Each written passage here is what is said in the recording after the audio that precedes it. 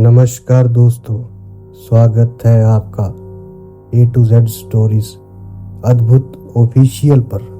आजकल की खूबसूरत चेहरों में भी कुछ न कुछ छुपा है। मोहिनी का नाम आप सबने सुना ही होगा। अघोरी तांत्रिक इसको वश में करके इसका प्रयोग किया करते हैं और ये बहुत ही खतरनाक विद्या है दोस्तों। लेकिन क्या होगा अगर वो आपके साथ रहने लग जाए? ये कहानी है हिमांशु की, जो अभी अभी एक जंगल में रहने आया था। दरअसल उसने इस जंगल में एक फार्म हाउस खरीदा था, क्योंकि वो फार्म हाउस बहुत सस्ता मिल गया था। लेकिन वो नहीं जानता था कि इस फार्म हाउस की वजह से उसके जीवन में क्या उथल पुथल मचने वाली है और उसकी जिंदगी के आखिरी क्षण भी हो सकते हैं। मुंबई की भाग दौड़ भरी जिंदगी से दूर इस प्रकृति की खूबसूरती में आकर हिमांशु को बहुत अच्छा लग रहा था। यहाँ की खुली और ताजी हवा बहुत सुकून दे रही थी। हिमांशु यहाँ अपने परिवार के साथ आया था, उसकी पत्नी और उसका 7 साल का बेटा, जो इस समय उसके साथ था। और उनके फार्म हाउस के पीछे, जो उसने खरीद रखा था, उसके पीछे एक घना जंगल था। इतना घना कि दिन में भी कोई उसके अंदर जाने से डरे। और उस फार्म हाउस के दूर दूर तक किसी का कोई घर नहीं था। हाँ, एक बस्ती थी, वो भी जंगल से कुछ दूर जाकर ही थी। वहां पे कुछ ही लोग रहते थे, ना किसी का शोर था। लेकिन अगर कभी मदद की जरूरत पड़ती तो वो भी वहां नहीं मिलेगी। इस फार्म हाउस का भी अपना एक इतिहास था, जो शायद हिमांशु को मालूम नहीं था। इस फार्म हाउस में एक तहखाना है, जिसका दरवाजा पहली नजर में नजर भी नहीं आता। लेकिन इसकी वो काली मार्बल वही है इस तहखाने का दरवाजा। नीचे जाने के लिए लकड़ी की सीढ़ियों का इस्तेमाल आप कर सकते हैं। और वो ही इसके पुराने मालिक का कुछ सामान भी पड़ा है, जिसमें एक कुल्हाड़ी भी थी। हिमांशु की बीवी और बच्चे यहां आने के बाद बहुत खुश थे, इस बात से अनजान कि आगे क्या होने वाला है। और आज की सुबह वो जंगल में शिकार के लिए निकला था। बंदूक थी हिमांशु के पास।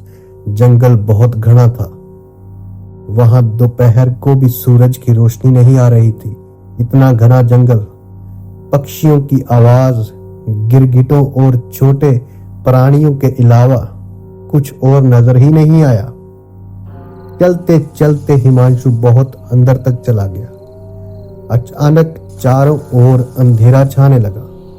इस बात से अनजान के आगे जो होने वाला था वो रोज रोज नहीं होता। आसमान में घने काले बादल छा गए थे। हिमांशु ने घर जाने का फैसला किया। पत्तों पर बहुत ही जोर से बारिश पड़ने लगी। अभी हिमांशु फार्म हाउस की ओर वापस निकल ही रहा था कि उसने जो देखा वो बहुत ही डरावना था। कि उसकी नजर एक आदमी पर पड़ी, जिसके हाथ में कुल्हाड़ी थी। सामने एक काली साड़ी ब्लाउज पहने औरत बैठी थी, जो कि घुटनों पर बैठी थी। उसके खुले बाल बिखरे हुए थे और उसके बिखरे हुए बालों में उसका चेहरा नहीं दिख रहा था। हिमांशु ने उस आदमी को आवाज दी, ए रुक रुक। लेकिन वो व्यक्ति ने हिमांशु की आवाज को जैसे सुना ही नहीं, या उस व्यक्ति की आंखों में इतना गुस्सा था कि लाल थी वो। और दूसरी ओर बारिश बहुत तेज होने लगी थी। उस व्यक्ति ने धीरे धीरे कुल्हाड़ी उठाई। तभी हिमांशु ने आखिरी इशारा किया कि रुक जाओ, वरना मैं गोली चला दूंगा।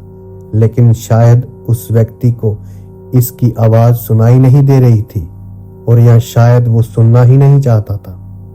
और वो कुल्हाड़ी को पूरी तेजी से उस काली साड़ी वाली औरत की गर्दन की ओर ले जाने लगा और फिर हिमांशु को मजबूरन गोली चलानी पड़ी, जो सीधा उस व्यक्ति के सीने पे लगी। और हिमांशु इस बात से भी अनजान था कि जो उसने कर दिया है वो उसकी सबसे बड़ी भूल होने वाली थी। वो आदमी गोली लगते ही पीछे की ओर गिर गया। हिमांशु अब यही सोच रहा था कि मैं तो किसी जानवर के शिकार के लिए आया था और उसके हाथों एक इंसान का खून हो गया था। और फिर सोचा कि सामने कोई रास्ता भी तो नहीं था। अगर हिमांशु उस लड़के को ना मारता तो वो उस औरत को मार देता। हिमांशु पास गया और वो व्यक्ति घूर रहा था ही उसे। हिमांशु ने उस औरत के कंधों को पकड़ा और उसे खड़ा किया। बारिश बहुत जोरदार हो रही थी और वो औरत थर थर कांप रही थी, ठंड से या फिर डर से कह लो। और तभी वो औरत आगे आगे चलने लगी और हिमांशु उसके पीछे पीछे चलने लगा, जैसे उस औरत ने हिमांशु को मोह लिया हो। हिमांशु उसके बदन की तरफ आकर्षित हो चुका था, इस बात से अनजान कि आखिर वो किसी मुसीबत में फंसने वाला था। अब हिमांशु उस औरत के पीछे पीछे चल दिया था। बदन की ओर आकर्षित वो लड़की 25 साल की होगी। ना वो ज्यादा पतली थी ना मोटी थी, कद लंबा था और हिमांशु उसे देखकर अपना आप खो बैठा था। अब उसने चलते चलते ही उससे पूछा, तुम्हारा नाम क्या है? तभी वो औरत पलटी और बोली, मोहिनी। जी हाँ, मोहिनी था उसका नाम। और अपना नाम बताते हुए उसके होठों पर मुस्कुराहट थी और उस पर कुछ पानी की बूंदें। चेहरे पर अभी भी बालों का पहरा था। और दूसरे व्यक्ति को मरता हुआ छोड़ हिमांशु मोहिनी के साथ वहां से चल पड़ा और मोहिनी को अपने फार्म हाउस पर ले आया। हिमांशु मोहिनी को साथ लेकर जब फार्म हाउस पहुंचा, दरवाजे पर बीवी खड़ी थी। बेटा अंदर के रूम में था और उस औरत को देखकर बीवी भी चौंक उठी। तभी हिमांशु ने अपनी बीवी को सारी घटना बता दी और हिमांशु की बीवी को भी मोहिनी पर अब दया आने लगी थी। अब बीवी ने कुछ सवाल किए मोहिनी से, लेकिन वो सर झुकाए चुपचाप कुर्सी पर बैठी रही। मोहिनी के गीले बाल अभी भी वैसे ही थे, एक एक बूंद पानी की उसमें से गिर रही थी। हिमांशु की पत्नी ने उसे खाना परोसा, लेकिन मोहिनी ने खाने से मना कर दिया। ना ही कुछ खाया और ना ही कुछ पिया, शायद डर से, लेकिन अब वो सुरक्षित थी। पर वो कुछ भी नहीं बोल रही थी।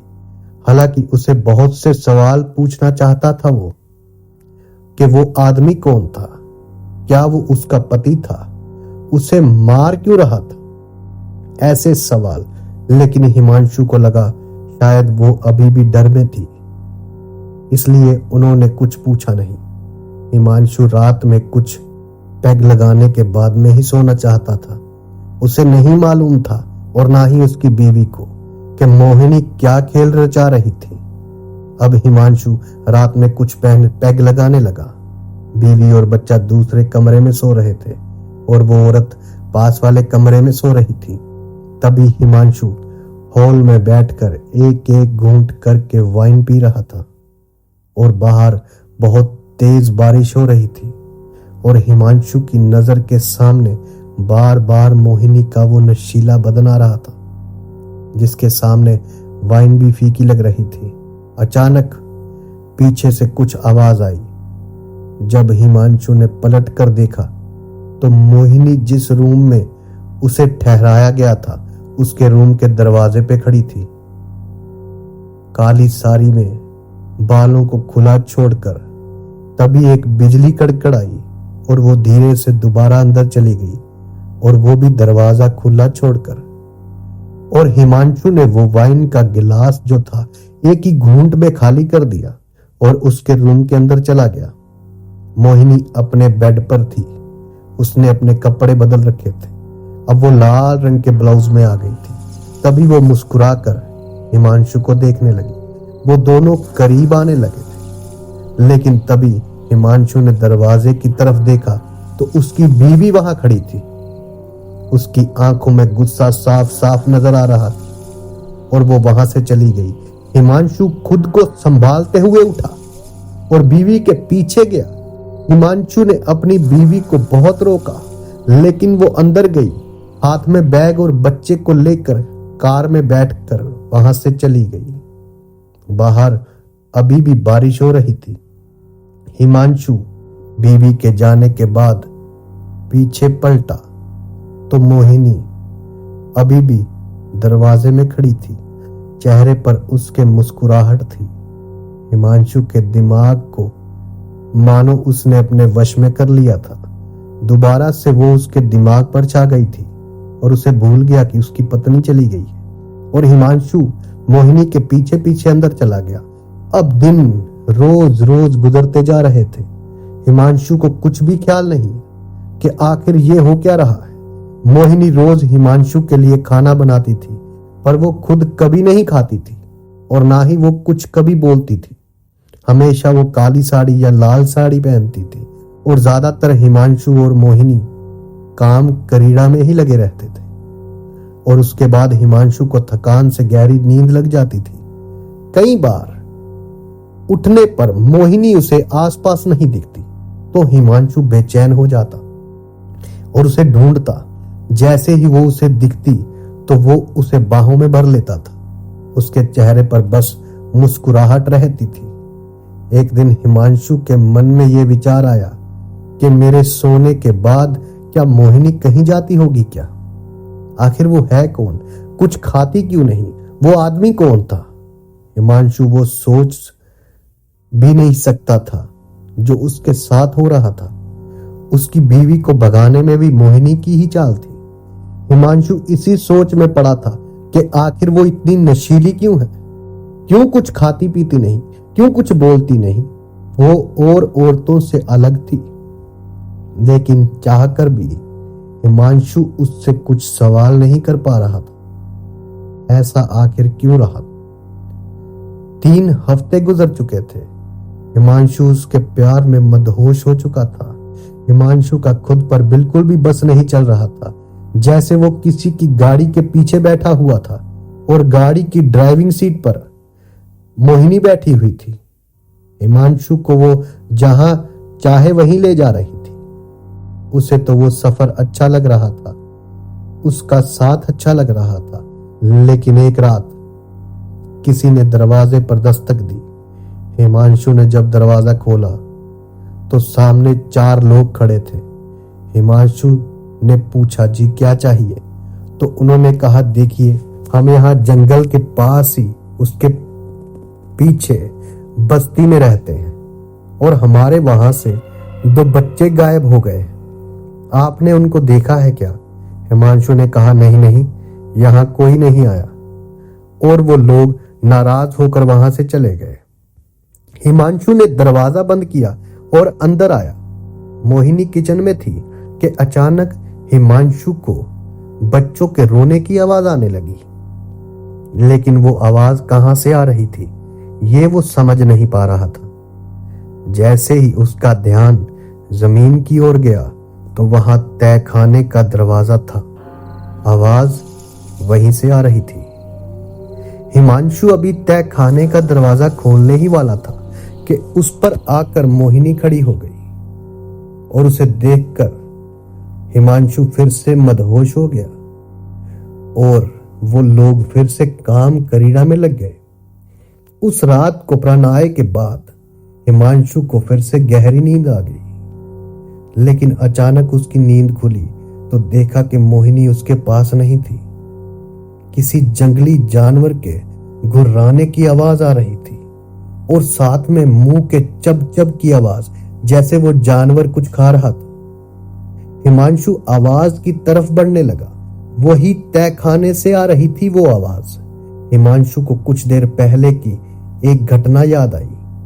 हिमांशु ने जल्दी से तहखाने का दरवाजा खोला। दरवाजे के खुलते ही एक बहुत ही बुरी बदबू आने लगी। हिमांशु धीरे धीरे सीढ़ियों से नीचे उतरने लगा। उसे नहीं मालूम था कि जो वो देखेगा उससे उसके पैरों तले जमीन खिसकने वाली थी। जैसे ही वो अंदर गया, उसने जो देखा उसकी रूह तक कांप गई। सामने मोहिनी बैठी थी। उसकी गोद में 4-5 साल के लड़के थे, बच्चे। उसने पहले ही गर्दन को काट कर उनकी जान ले ली थी। वहां से बहुत सारा खून बह रहा था। वहीं पास में हड्डियों का ढांचा पड़ा था, जिससे अभी भी कुछ जगह मांस चिपका हुआ था, जो अभी सड़ चुका था। मोहिनी ने हिमांशु की तरफ देखा। उसका चेहरा खून से लाल हुआ था। उसके चेहरे पर अब भी मुस्कुराहट थी, लेकिन हिमांशु के मुंह से अभी भी कुछ नहीं निकला था। और जब उसे होश आया तो हिमांशु अपने बेड पर था और मोहिनी पास ही में सोई थी, रोज की तरह। हिमांशु इसी कश्मकश में था, इसी सोच में था कि जो उसने रात में देखा था, क्या वो सपना था या कोई हकीकत थी, लेकिन कुछ समझ में नहीं आ रहा था। हिमांशु ने उसकी तरफ देखा। वो बहुत मासूम लग रही थी, लेकिन तभी हिमांशु को वो रात में देखा हुआ चेहरा याद आया, जो बहुत ही घिनौना था। हिमांशु अपने बेड से उठ खड़ा हुआ। क्या हकीकत, क्या सपना, कुछ समझ नहीं आ रहा था। फिर हिमांशु की नजर तहखाने के दरवाजे पर पड़ गई। उसने फिर एक बार अंदर जाने का फैसला किया। उसने दरवाजा खोला। फिर से वही गंदी बदबू आने लगी। हिमांशु एक एक सीढ़ी नीचे उतर रहा था। जो उसने रात को देखा वो सपना ही हो, इसके लिए हिमांशु प्रार्थना कर रहा था। लेकिन जब उसने देखा तो सामने हड्डियों के ढांचे ही थे, वो भी एक नहीं दो। दूसरा, उस दूसरे बच्चे का।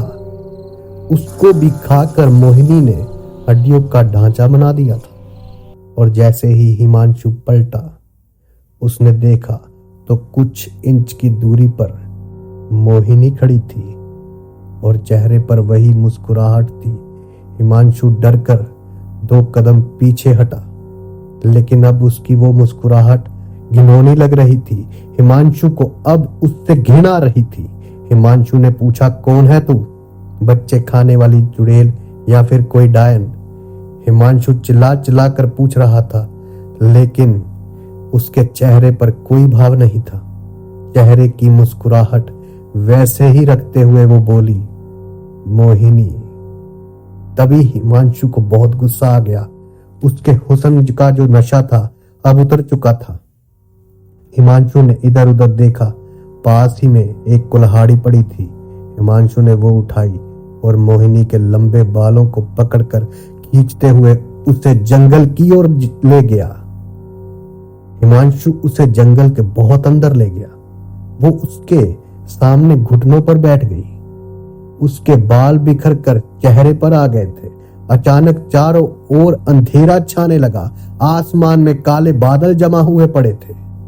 पत्तों पर बारिश की बूंदें टपटपाने लगी और जोरों की बारिश होने लगी। लेकिन अब हिमांशु को किसी चीज का होश नहीं था। बस अब जो हाथ में कुल्हाड़ी थी, उससे उस नरभक्षक औरत का सिर धड़ से अलग करना था। तभी किसी ने हिमांशु को आवाज लगाई, ए रुक, ए रुक। हिमांशु के कानों में ये शब्द पड़े, लेकिन उसने उस पर ध्यान नहीं दिया। हिमांशु गुस्से से उसको देख रहा था। हिमांशु को बस उसकी जान लेनी थी। छोटे बच्चों को खाने वाली उस औरत को जीने का हक नहीं था। तभी हिमांशु ने कुल्हाड़ी चलाने के लिए हाथ पीछे किया। तभी किसी ने आवाज दी, ए रुक, वरना गोली मार दूंगा। वो शब्द हिमांशु के कानों में पड़े, लेकिन उसने नजरअंदाज कर दिए। कुल्हाड़ी तेजी से मोहिनी की गर्दन की तरफ लेके गया, लेकिन अचानक एक गोली आकर हिमांशु के सीने पर लग गई और हिमांशु पीछे की तरफ गिर गया। कोई हिमांशु के पास आकर उसे देख रहा था और फिर उसने मोहिनी को कंधे से पकड़कर उठाया। वो आगे चल रही थी और वो बंदा उसके पीछे। हिमांशु उसे उस औरत के बारे में आगाह करना चाह रहा था, लेकिन हिमांशु के मुंह से शब्द ही नहीं निकल रहे थे और उस लड़के का पूरा ध्यान मोहिनी की तरफ था और मोहिनी को नया शिकार मिल गया था। उस लड़के ने उससे पूछा, क्या नाम है तुम्हारा? मोहिनी पलटी और उसने हिमांशु को देखा। चेहरे पर वही मुस्कुराहट थी और उस लड़के बेचारे को लग रहा था कि मोहिनी उसे देखकर मुस्कुरा रही है, बिल्कुल जैसे हिमांशु को लगा था उस दिन। अपनी मुस्कुराहट के साथ वो फिर से बोली, मोहिनी। तो कैसी लगी आपको ये कहानी? ध्यान रखिए दोस्तों, आज की दुनिया में मासूम चेहरे के पीछे मोहिनी जैसी खूंखार रूहें भी मौजूद होती हैं, जो आपका सब कुछ बर्बाद कर सकती है। उनसे बचिए और प्रभु नाम का दीपक जलाइए। धन्यवाद। जल्दी मिलते हैं एक और वीडियो के साथ।